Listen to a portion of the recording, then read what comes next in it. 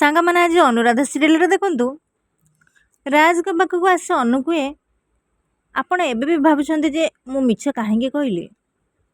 ରାଜ କୁହେ, ପ୍ଲିଜ୍ ଅନୁ ଥାଉ, ଏସବୁ କହିକି ମୋତେ ଆଉ ନିଜ ଲଜରରେ ତଳକୁ କରିଦିଅନି। ହଁ, ତମେ କାହିଁକି ମିଛ କହିଥିଲ ଭାବିଥିଲି ସତ, କିନ୍ତୁ ମୋର ବିଶ୍ୱାସ ଥିଲା ତମେ ମିଛ କହିଛ ମାନେ ତମ ମିଛ କହିବା ପଛରେ ନିଶ୍ଚୟ କିଛି ଗୋଟେ କାରଣ ଥିବ। ଆଉ ଏମିତି କିଛି କାରଣ ଥିବ ଯେଉଁଥିପାଇଁ ତମେ ଏକଥା କାହାକୁ ବି ଜାଣିବାକୁ ଦେଉନ। ଆଉ ବାକି ରହିଲା ମୋତେ ଜଣେଇବା କଥା। ସେଥିପାଇଁ ମୋତେ ଖରାପ ଲାଗିନି କି ମୁଁ ଅଭିମାନ କରିନି। ଜାଣିଛ କାହିଁକି? ସ୍ୱାମୀ ହିସାବରେ ମୁଁ ଆଜି ପର୍ଯ୍ୟନ୍ତ ତମକୁ କ'ଣ ଦେଇଛି? ସ୍ୱାମୀର ଦାୟିତ୍ୱ ଠିକ୍ ଭାବରେ ତୁଲେଇ ପାରିଲିନି। ମୁଁ ଏମିତି ପରିସ୍ଥିତିରେ ମୁଁ ଗୋଟେ ସ୍ୱାମୀର କର୍ତ୍ତବ୍ୟ କରିପାରୁନି। ତାପରେ ଅନୁ ରାଜଙ୍କ ପାଟିରେ ହାତ ଦେଇ ଦିଅନ୍ତି। ଆଉ ଅନୁ କୁହେ, ମୁଁ ତ ସେଥିପାଇଁ ଆପଣଙ୍କୁ କେବେ ଦୋଷ ଦେଇନି। ରାଜ କୁହେ, ମୁଁ ଜାଣିଥିଲି ଅନୁ ଯେ ତମେ।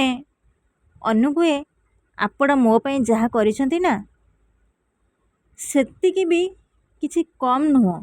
ଆଉ ଏମିତି ପରିସ୍ଥିତିରେ କେଉଁ ବି ସ୍ୱାମୀ ତା ସ୍ତ୍ରୀ ପାଇଁ ଏମିତି କି କରିପାରିନଥାନ୍ତା।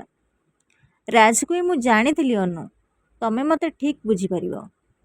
ସାଙ୍ଗମାନେ ଆପଣମାନେ ଯଦି ମୋ ଚ୍ୟାନେଲରେ ନୂଆ ଅଛନ୍ତି ତାହେଲେ ମୋ ଚ୍ୟାନେଲକୁ ସବସ୍କ୍ରାଇବ୍ କରିଦିଅନ୍ତୁ ଆଉ ଛୋଟ ଲାଇକ୍ଟେ କରିଦିଅନ୍ତୁ। ଜୟ ଜଗନ୍ନାଥ।